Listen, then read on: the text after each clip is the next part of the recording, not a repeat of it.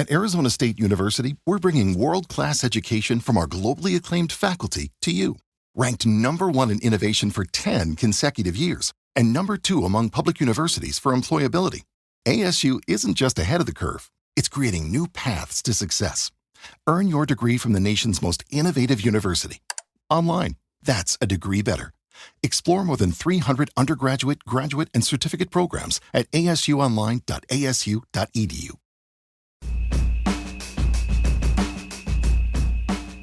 Hey everyone, good morning. I'm Wart Ahmed and today I have Richard with me here today. Good morning everyone. It's Friday, it's March 7th. It's the end of the week. We're here. How are you doing, Rich? I'm very good, Ward. How are you? I'm doing great. Is it true, do you think that when I moved to the region first, people used to say that, don't send proposals to clients during Ramadan because decisions won't be made and documents won't be signed by senior people who are fasting. Is that true, do you think?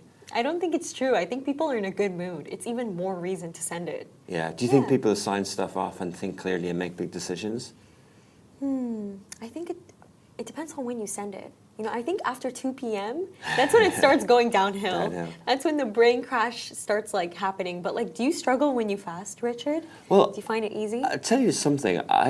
Something in the office yesterday to do with, streaming and sports, and had a meeting. And afterwards, I thought of a big decision. And I was reflecting on it later, and I thought, would I think of this decision if I was fasting or not? And is it the right decision? And should I make it now, or will I wait until, after? Would I wait till another period? Will I dwell on it more? So I was just doubting my judgment and my conviction because I was fasting. By the way, I think it's true. I get really angry when I'm hungry. I'm just easily irritable, and I make certain decisions. But then after I eat, I was like, wait, that wasn't that deep. But so, other question then: do you think if this region, 22 Arab League countries, has close to 400 million people, and say 80% of them fast for a month, do you think it slows the economy down? Yes, I do. I do think to do with less hours, or to do with there's less focus on transaction and deal making and business? I think it has to do with less hours. But I think the hours depends on the person. For example, me, no, I do not clock out after 2. I'm still there. There's a lot to be done. But some people do. They see as it's their, and it is their right. It is their right too. But and some people don't. In other countries that have different religions, business does shut down for 2 or 3 weeks around festive periods and things like that. Businesses close from 20th of December till 5th of January in many parts of the world. I guess other factors. I think if you answered yes to that, then you'd also say that 4-day work weeks slow business down. I do think it slows business down. So do I. Yeah, anyway, that's I do think it slows business down. But just on this point that Richard just mentioned, it kind of reminds me of the topic of Zisromax. We didn't mention it on the show yesterday, but basically, if you guys haven't heard of it yet, Arabian Business, they published this exclusive piece about how, out of nowhere, Pfizer, they pulled out all of the Zisromax stock out of all UAE pharmacies. And it's just completely shocking because, that's Zisromax. Have you ever used it, by the way? No, ever? No. It's a really famous antibiotic. I take it. I know a lot of people who take it, and it's kind of that antibiotic that you take once you reach a stage in the sickness where it's I'm not getting any better. A week has passed. I need to take it, and it's just completely disappeared off the shelves. And in the entire UAE, and people don't have access to it. So it just you kind of reminded me of it because you were mentioning business going down. Do people not have things? And people right now don't have access to it, by the way. And it works as the best antibiotic. So it's almost concerning, but we'll see what will happen with that. Yeah, I think it's kind of, I take your point, but I think it's just the timing of that. I don't think that's happened because it's Ramadan. Yeah, I don't think that it's happened either. It just, just a coincidence. You just kind of reminded me that it happened. But let's get into today's topics. So the first one for today, this one's a really big one. Talabat has acquired InstaShop in a $32 million deal. Now, the reason why I think this is also really interesting is because InstaShop, its parent company is Delivery Hero. And Delivery Hero also just so happens to be Talabat's parent company.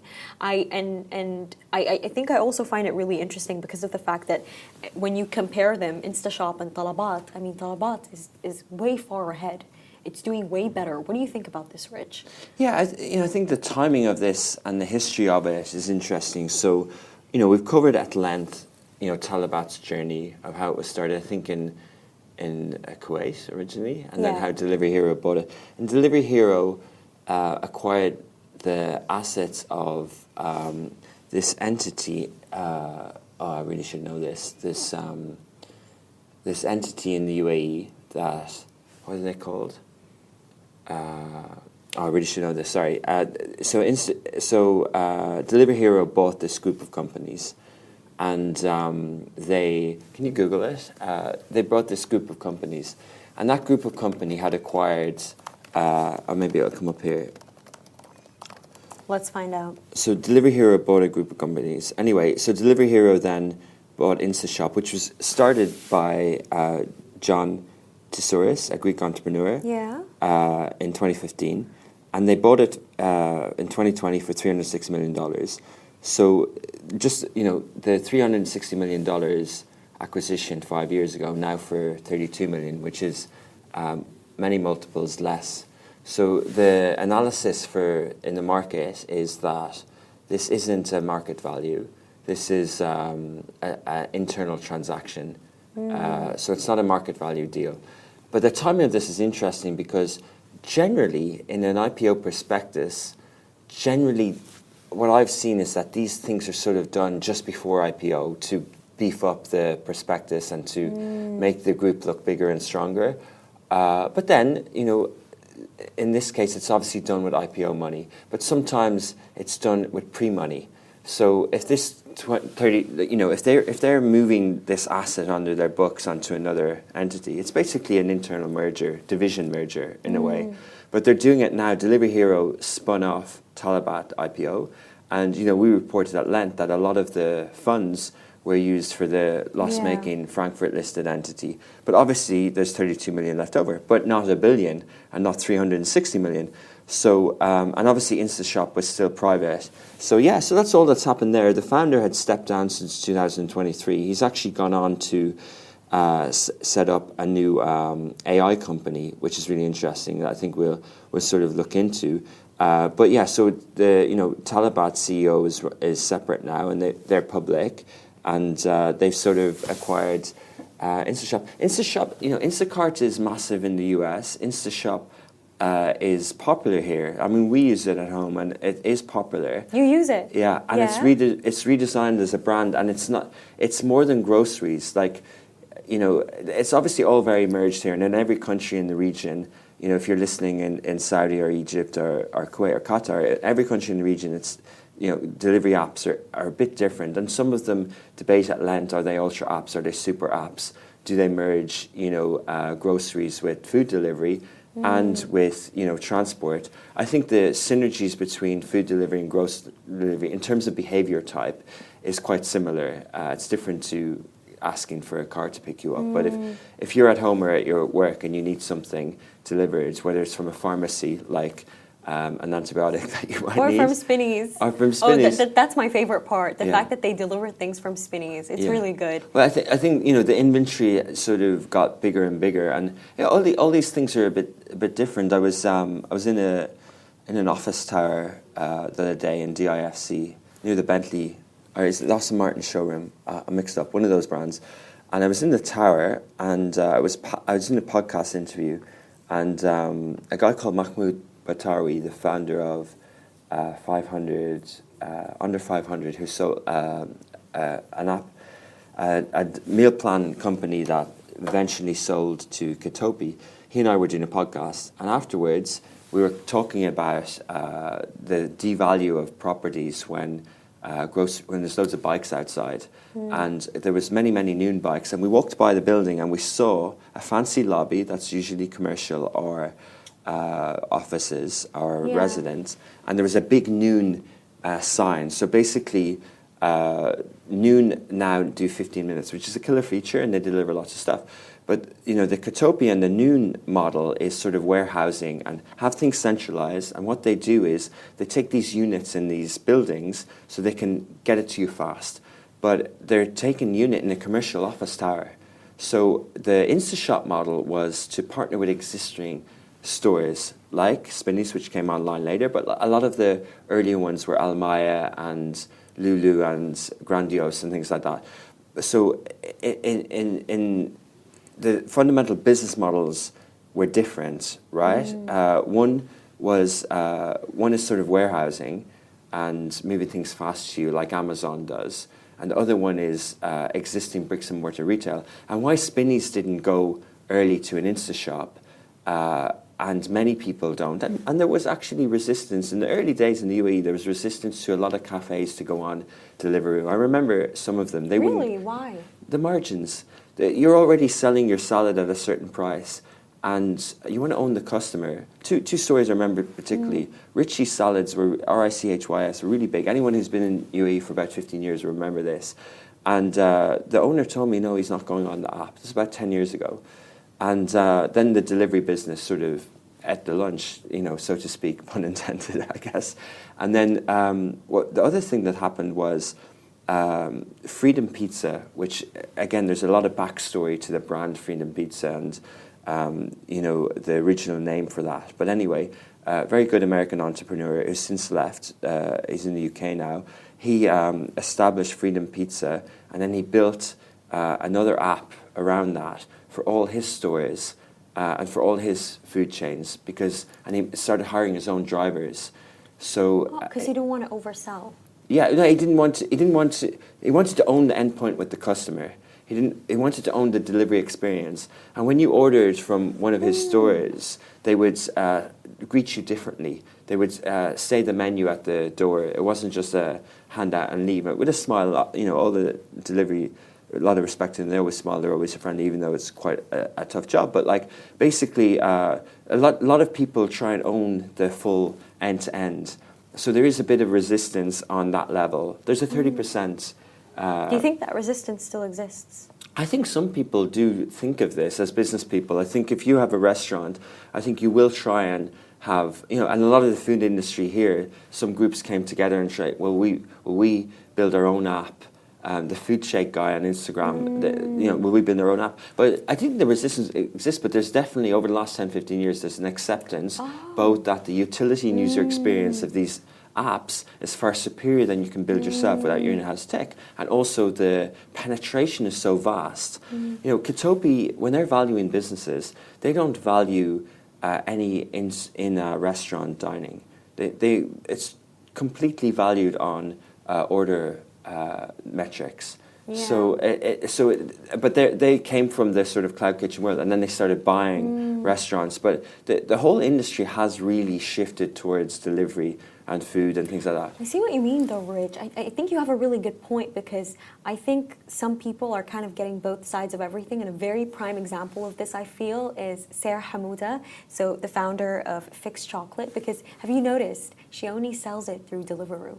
It's only through Deliveroo. And I feel like the fact that, she wasn't like other restaurant owners who were like, okay, I'll give Noon the rights, I'll give Talabat, I'll give Deliveroo. Because some restaurants do that. I find them on every app. I use every single one of them. But she only gave it to Deliveroo. So in a way, I don't know how to explain it to you, but I feel like I do have that relationship with her. Because it's only one stop to reach her. Yeah. It's not like multiple stops. I think firstly, I don't know the full details of this transaction, but you would suspect that there are two things at play there. One is capacity. They blew up very fast. They got really big really quick from December 2023 when the Russian influencer did the viral video up in 2024. So they blew up very fast, so capacity, and they didn't take money to build studios, to build factories. So, and then the second reason is Deliveroo knew they were onto a good thing. Exactly to your point, exclusivity can drive loyalty. And anyone trying to keep someone sticky on an app, whether it's a streaming service or whether it's a delivery service, knows that you need USPs. You can't have the full same catalog as everyone else. So Deliveroo knew what they were doing when they spotted this. And then, in the early days of that, you would have seen big billboards in Sheikh Zayed Road all about to buy fixed chocolate, paid for fully, I suspect, by Deliveroo as part of that deal. Hey, stick with us, and we'll put you front and center. It's fair. It's so fair. It is fair, and it's and from a brand point of view, for her, it does create that sort of premium entity, and you get good service. But obviously, obviously you'd wonder if you're in her situation, or if you're in Fixed Chocolate's situation, are you missing half the market? Because we're sort of led to believe that half the market is split. But as you pointed out, Ward, we all use all the different apps, pretty much. Everyone, for different reasons, whether it's for offers or whether it's for convenience or whatever. But in each country, it's quite likely, just like we have 2 or 3 streaming services, whether you're in Saudi, you're likely to use Jahez and Hunger Station. In Egypt, Abud, our guy in the Egypt office, was telling me that an app has done really well there. Oh, that's buy now, pay later. But anyway, in Qatar, where we were last week, Sonu have 45% of the market. And Sonu, do you know Sonu? No, I've never heard of it, actually. Yeah, so Sonu's a really good story. They never took VC money, and they're trying to be the first unicorn out of Kuwait. We actually interviewed the founder on Smashy Business, and there's a video on Smashy Business, him telling the swallow bird is Sonu, the swallow bird is the name of the bird. But I passed through the Qatar Food Festival. I was going on a morning run on the Corniche, and the food festival was over, and the sort of pop-up restaurants were being sort of removed. But there was this big sign on the entrance with a map of Qatar, which isn't that big a peninsula or a region or a country. And the boast was that Sonu delivers north, south, east, and west, right? So it was like in 15 minutes, or, it didn't say time. So there's pictures of the Sonu logo all over the country. And I thought, that's interesting, because usually we see this sort of marketing for coverage networks, like with 5G, and let's let them do, because that's a point, right? And especially, it would also be a point if you're a delivery service that does all 13 regions of Kingdom of Saudi Arabia, which is a massive country. But to use that as a flex in Qatar, where it's quite a small place and everyone kind of almost basically lives in Doha anyway. Yeah. But I just thought it was interesting. But it is a point to place that they were first mover, and in all these markets there's first mover. Like, we're talking at length about InstaShop and Talabat. Obviously Talabat are regional, but their market share in Saudi, I don't even think they're in Saudi. Talabat actually is in Saudi, but they don't have much market share there at all. And it's interesting about acquisitions and things like that. Why would they buy InstaShop? Obviously, they want to double down on the UAE market. You mentioned Spinneys. Spinneys are trying to enter the Saudi market, but they're not sort of there yet. And Spinneys lately, are you seeing their TikTok? No. Oh my God, you need to open Spinneys TikTok. Great marketing, by the way. I think they hired someone Gen Z to do all their videos. Love this. And Richard, they're getting so many views.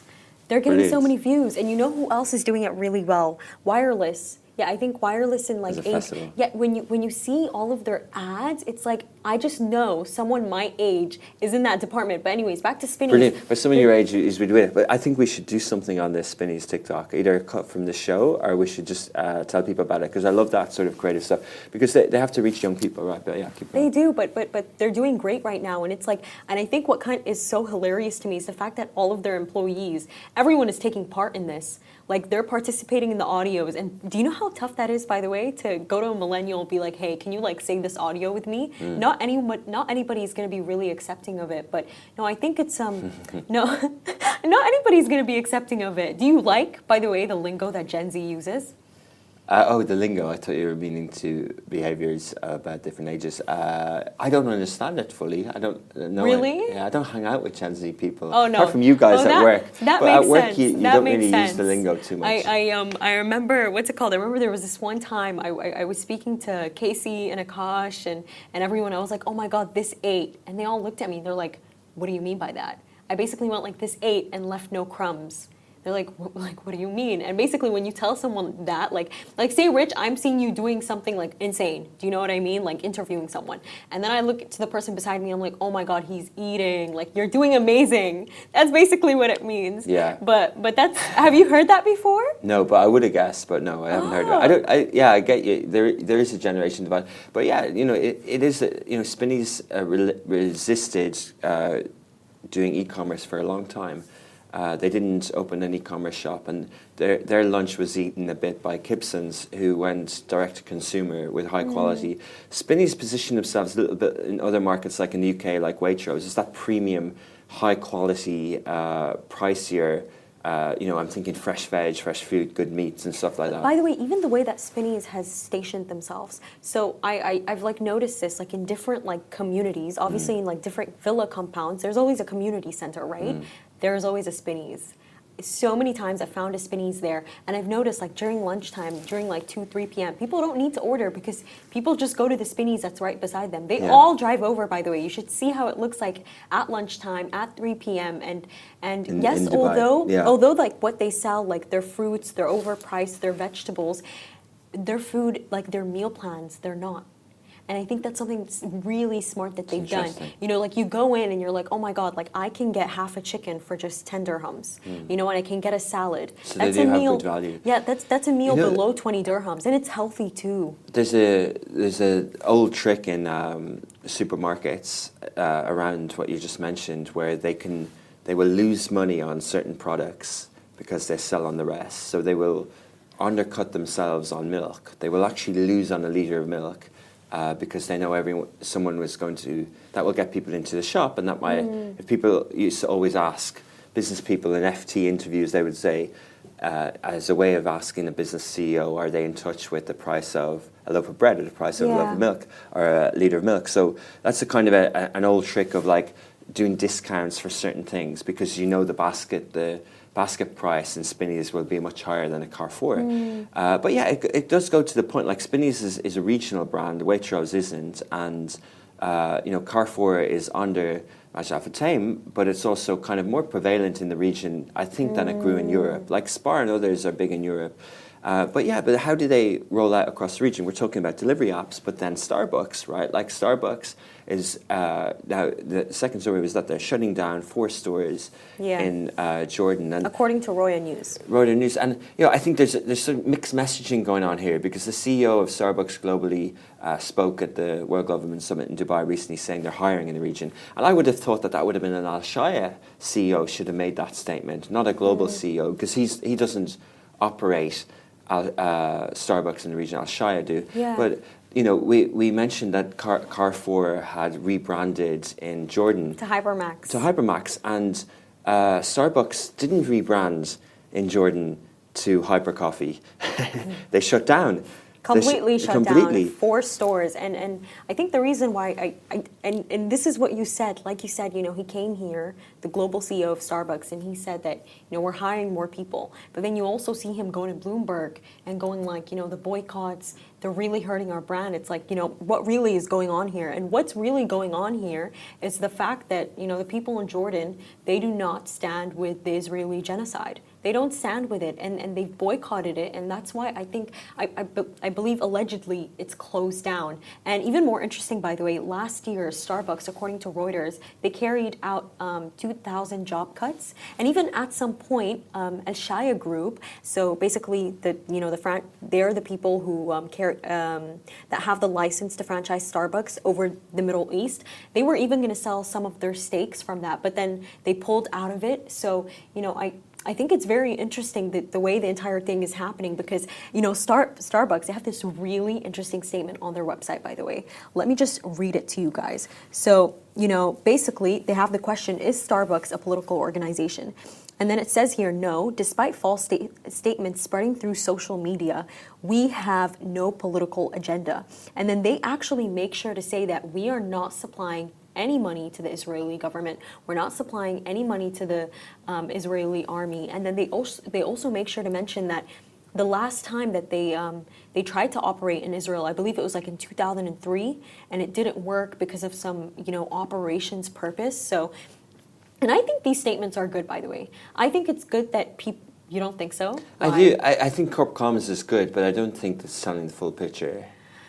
I see what you mean, And I think they should own up to it. I think the links of the CEO for many years, Schultz's links is clear. And we interviewed Tech for Palestine founder Paul Bigger, who's based out of France now, is in the US in Qatar, and he has 42 entities on the Tech for Palestine website, including the Boycott app. And if you want the real link to these things, because I guess people will wonder, why are things being boycotted? But you just have to sort of look and see, because it would be a shame if things are boycotted for no reason. But and I think big companies do well to come out with corp comms, but I think we'd respect them even more if they admitted they made mistakes in the past. And I'm not saying that they did. I don't know. But I think just saying that there's no truth in it whatsoever. It's a bit insulting to some people. I see what you mean, Rich, but when I said that, you know whose side I was actually on? I'm on Al Shaya Group's side. Because, in the end of the day, they're based in this region, they're based in the Gulf. I don't want to see them lose money. And I remember I had this conversation with somebody, and at that time, I was boycotting Starbucks. They weren't. I'm like, why aren't you boycotting it? Like, you should be a part of the movement. I don't boycott Starbucks, and we're talking about Jordan here, and I'm not talking about personal opinion. I think just corporate statements. I think, when we see trust in companies, and Starbucks is a brilliant brand, and it's an amazing brand, but they will lose trust. Corporate statement isn't just about coming out with a corporate statement. You have to be transparent. The Gen Z are too smart. They have to be transparent. The internet's available. Gemini won't answer this question to you, but Grok 3 will answer if you ask the specific question about the links and stuff. So, but in the UAE, I don't think it's hit Al Shaya as much. But in Jordan, it obviously has. And Al Shaya made a decision to close. Majid Al Futtaim made a decision to rebrand. The drinks business, like if you look under the hood of the drink, like say Pepsi and these companies, they're really hurting the region. So yes, it's affecting the economies in the region to a degree. Are people drinking less soda, less coffee? I don't think so. So that's why I love the free market of the region in this degree. I love I don't mean just independent coffee stores, but there are other international chains in the region in coffee as well. There's many, and in soda waters and stuff. But I do think it's a trust issue on brand and corporate statements. And then to your point about Al Shaya, I hope that they navigate this storm the same way that Majid Al Futtaim did. In any way, I think this is the beauty of business, is that there are other ways to do it. They could come out with a statement. They could decide not to. They could acquire a regional coffee chain. They could and expand it. Yeah, they could do many different things. They could create their own brand. We know from e-commerce that own brands are very strong. Yeah. If Amazon have their own brand, if Carrefour have their own brand, so they stock goods and then they have their own brand. But Al Shaya could maybe use a lot of their data and knowledge. It's like any issue with franchise. Like we talked about the media industry before, about Vogue. Nervora are choosing to fight with Vogue in the US in the courts. And they lost. Did they lose? Yeah, they did. Oh, they did. Are we doing that? I got it from an insider source. Okay, well let's document that one. Unfortunately, but maybe they could have spun up their own Vogue, like Smashy Style. Rather than choose to fight in the courts. I don't think Shashi Manan had that one in mind. Because I think, what it also is, Rich? Sometimes people are just attached to the glamour of something, especially something like Vogue. Like, can you ever get it? I don't think I'd ever, choose anything over Vogue, by the way. And this is me, someone who's a big part of the Vogue market telling you this. I just trust Vogue. It's old, it's traditional. They've kept up with the trends. They have. And it's incredible. And, legacy media brands with IP are incredible. And I agree with you. I think I could convince you to trust something else. Really? Well, I think we can. What else? No, I don't think so. I think we can. I think what Sashi and his partner, who I used to know, his business partner, what they did really well is they hired.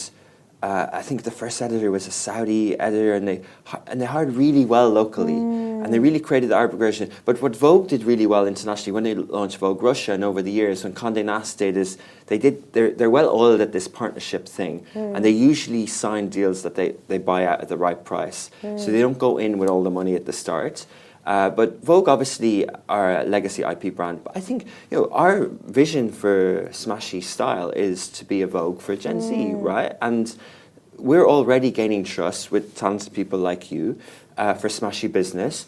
People might have said 10 years ago, I won't trust anything else other than The Economist. I won't trust anything else other than Bloomberg for business, or in the region Arabian business. I think we will prove with Smashy Business, by being more in tune with the local region, with more business issues in the region, and being better at packaging things on digital, and being at events and being on ground and hiring talent to understand the region, I think we'll do a better job over time than I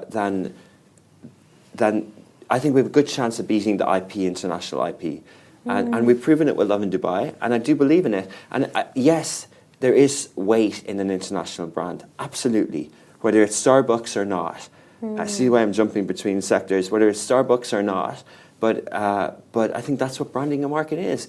And you can always penetrate a market. You can always, if you have the right product, the right branding, right funding, you run a business properly, your timeline might be extended, and it might not be a zero-sum game, and you mightn't get the full market share.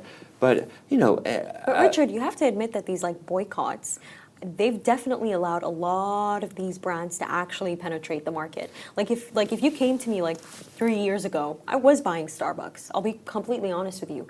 But the fact that everything that happened, and I stopped drinking it, I looked to other brands, and for sure, the market that exists for coffee is so beautiful. For sure, I would say that the boycott exists. Yeah. I would say it does. And it has an impact, obviously, because we know we reported on it. Yeah. And I think these companies have reported on it themselves.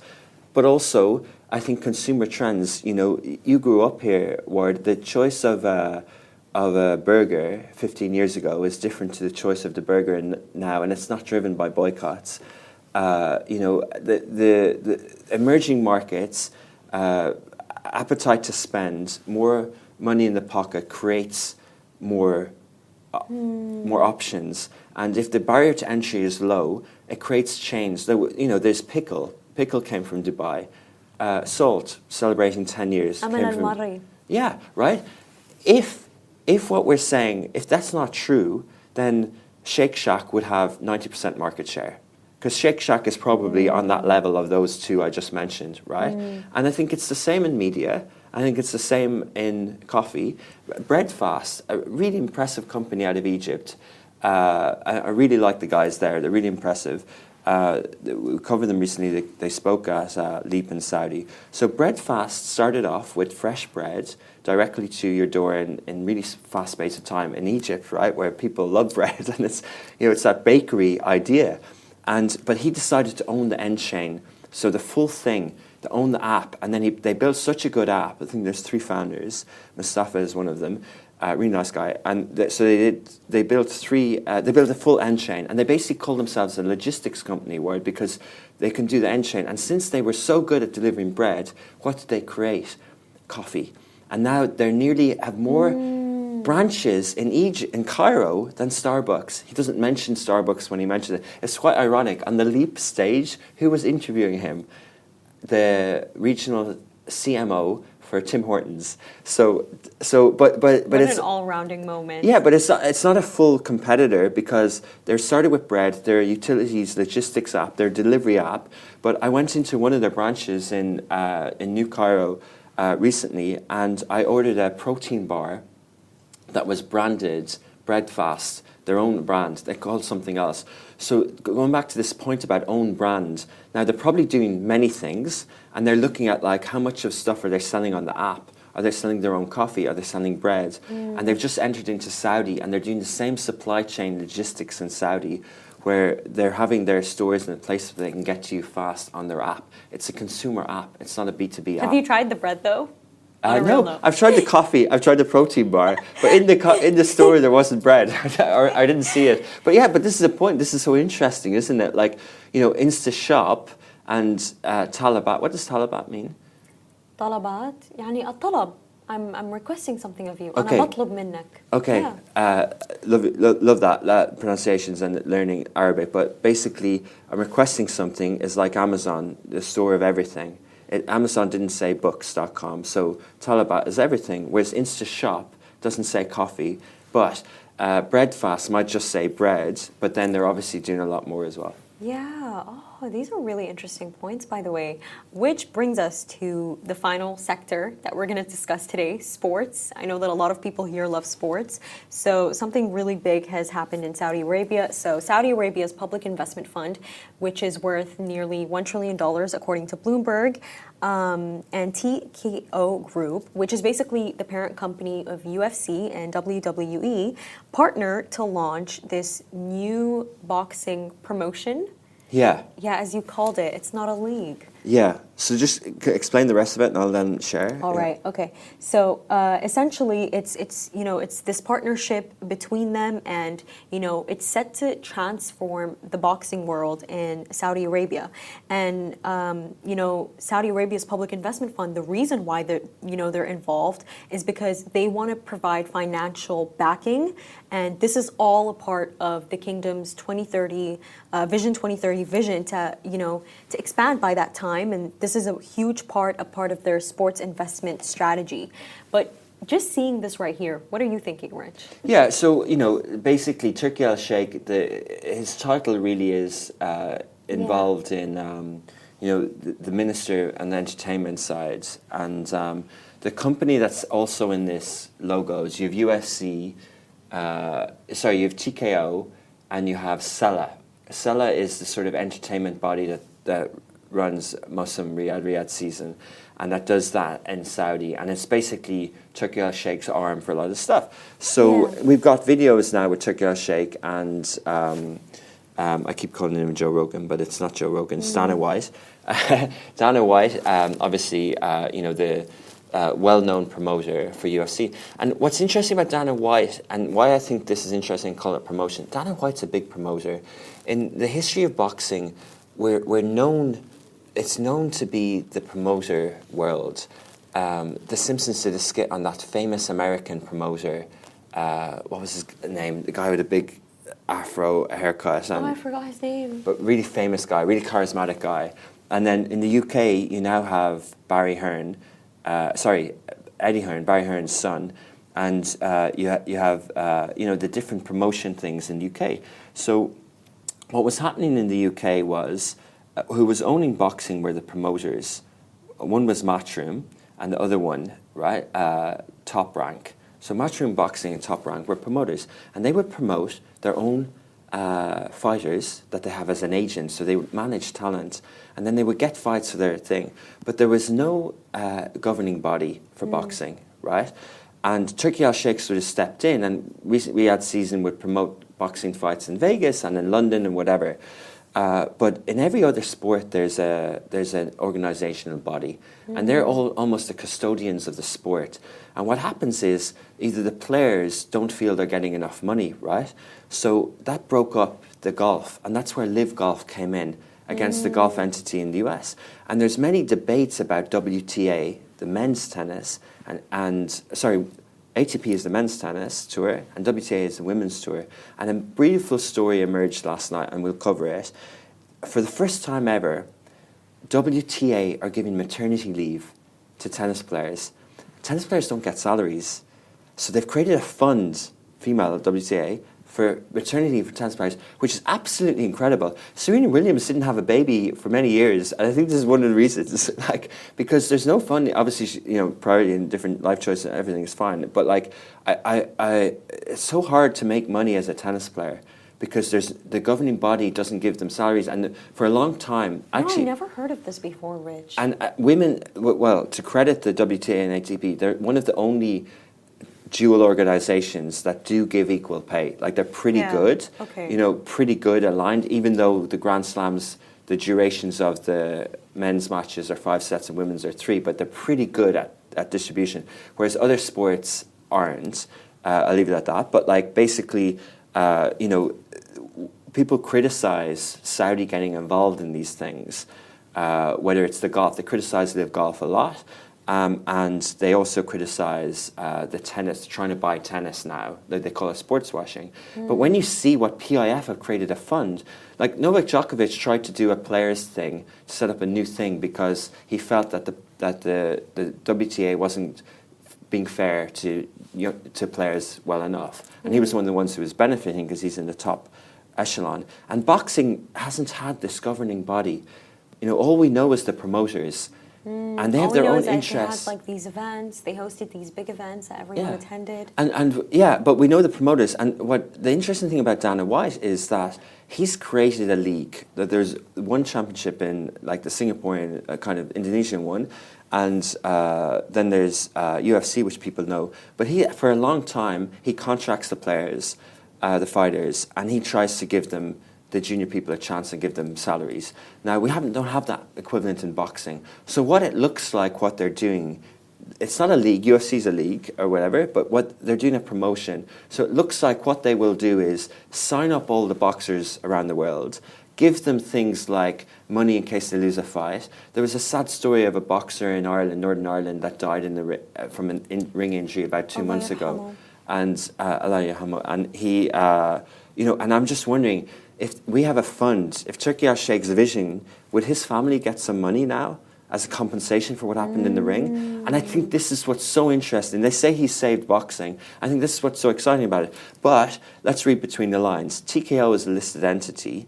It was something that Ari Emanuel of IMG and Agent World fame in the US did. Yeah. So they did a merger of all these entities. You mentioned at the start, WWE is wrestling, who signs wrestlers. UFC is MMA, who signs MMA. Now, it's just interesting that Sella and TKO have done something.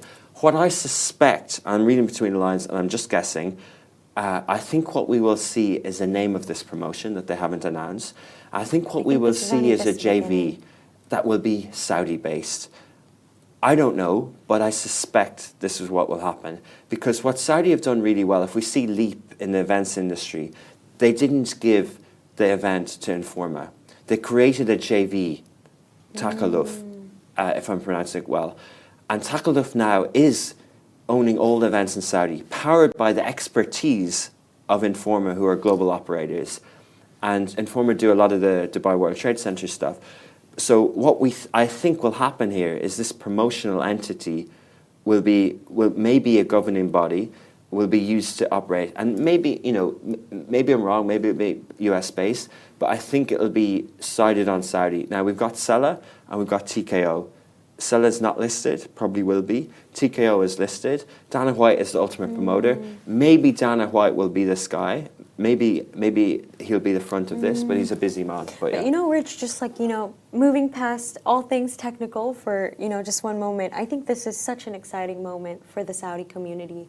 I think, their younger generation, the generation that's coming up, I've said this before and I'll say it again, it's so beautiful to see that they're going to be getting opportunities because of this, because this didn't exist before. Just very recently, we spoke about, this, I believe it was $5 billion basketball league, and now we're seeing this. They're hosting the World Cup in 2034. There are so many opportunities for talent to rise from this. And I totally agree. It's so exciting. And, we're seeing Saudi boxers, male and female. Inshallah, we'll see them compete in the Olympics and win medals. That elusive Saudi gold medal that hasn't happened yet, but many others have. And, there's, the Algerian boxer, Imam Shi, is in Qatar at the moment, in Aspire. So we're seeing lots of more regional boxing coming up. And, we're in the Arab world, there's a lack of sports stars, success at a global level. We're having it in football now. With Mohamed Salah and Marmoush. We don't see many of them. And who's the most famous Sudanese? Probably in running, Sudanese athlete? Most famous Sudanese athlete? Let me think about that. I'm sure they've had some good Olympians over the years. They have, but I've just forgotten their names. Yeah. I remember they participated in the Olympics, but there's actually, I don't know how to explain this to you, Rich, but unless I can say their name and be like Serena Williams, then that's not big Does that make sense? I feel like Mohamed Salah has achieved that. Potentially, he's become that level of like everyone can say his name and that's a name that you immediately remember. I feel like that's how it's like with athletes. It depends on the country. So each country can have their stars. Like if I mentioned boxers in Ireland, you might necessarily know who they are. But everyone in Ireland would be surprised that the world don't know who they are because it's rinse and repeat. It's like you celebrate people so big in your own country, and then they get famous elsewhere, depending on where they play or whatever. But you know what it also is, Rich, like, seeing things like this going on, partnerships like this, I think it's also signaling that there's a shift in the culture. There's a shift in what people's values are now. The fact that they're signing deals like this because, I'm Arab, I come from the Arab community. I know Emirati women, I know Saudi women. There are so many things that we're not allowed to do, by the way. So many things, you just can't do that. Like, what do you mean? Female boxer? That's like not happening. But it's like the fact that, these large entities, something like Saudi Arabia's Public Investment Fund, which is directly connected to, King Salman, it's showing us that there's a shift in the culture. Absolutely. Yeah. But many, it's not that long ago that females couldn't watch the football games in Saudi. Yeah, and I remember, I'll never forget, I always used to watch these matches with my dad, and whenever they put like the camera on a Saudi woman, her hand would immediately go up and they'd like cover, and they, by the way, they keep putting the camera on them. I don't know why. In the stadium. But I think there was a why period where did they that couldn't to go, them. and like, I see what's happening in Saudi football for females, and they get paid well, and the production value is good. And like I think we're in for an interesting time, especially with the rise of female football around the world. I think I wouldn't be surprised if an Arab country wins the World Cup in football as females before they do an African or an Arab or an Asian country. Do you remember wins the how football. Morocco excited everyone? Yeah. Oh, that was crazy. The World That Cup's, was absolutely the World Cup's crazy. next year, by the way. Oh my God. Yeah. That's crazy. I feel like The it was just Mexican American. yesterday. Yeah, and we're getting it again, and inshallah we'll have more African and Arab countries in it. But yeah, look, I think it is fascinating. I think it's great to see. We're getting more advanced with these promotions. We're getting more advanced with these things. There is so much more coming. Yeah. So much more coming. And Turkish keeps posting photos with interesting people. Very recently he was with Mr. Beast. Yeah. Then there was His Highness Sheikh Tahnoon. Yeah. Who else was there? No, so it was Shaquille O'Neal, but I really should know that, and NFL guys. I was going to call him Brett Favre. I think he's the guy before him. Tom Brady. So he's there with Tom Brady. Tom Brady and Turkey Al-Sheikh. It's just mad, right? I didn't expect that. The biggest Super Bowl winner of all time. Like, so are we going to have NFL in Saudi soon? We're gonna see. We're gonna see. There's a lot coming up. I just want to say I hope you all enjoy your weekend. Ramadan Kareem to all of you. This is Smashy Business Show, a Smashy Business production under the Augustus Media Podcast Network. Thank you so much for coming on the show. Thanks, Ward. Ward. Sorry, my voice is I'm dry and I'm not speaking as smoothly, but we had a good chat. We had a good show, and do tune in. We have a new weekend edition with it facilitated by Ward AI voice, but we have a weekend edition of the Smashy Business Podcast, which I like listening to. It's 2 or 3 minutes, but it just gives you a recap. But the newsletter does go out every weekend at 6:30 in the morning. Yes, it does. Saturday and Sunday. I had a meeting yesterday with a really interesting streaming service in the region called MyCo. They're doing really well. Award. They have 20 million users. And they're 50 million in Pakistan, but they're just launching it. They're in the UAE, and they're just launching into Egypt. And what they do is they give you money for watching. They sell the ads, and they give the users money for watching. So they're getting really good now. And their it's team's free. amazing, by the way. I love their team. You met them at Step? Yeah, I met them at Step. Really nice guys. So they told us that they subscribe to the newsletter, probably because you convinced them at Step, but yeah. But thank you so much for watching. Have a Thanks lovely a lot, guys. weekend. Bye.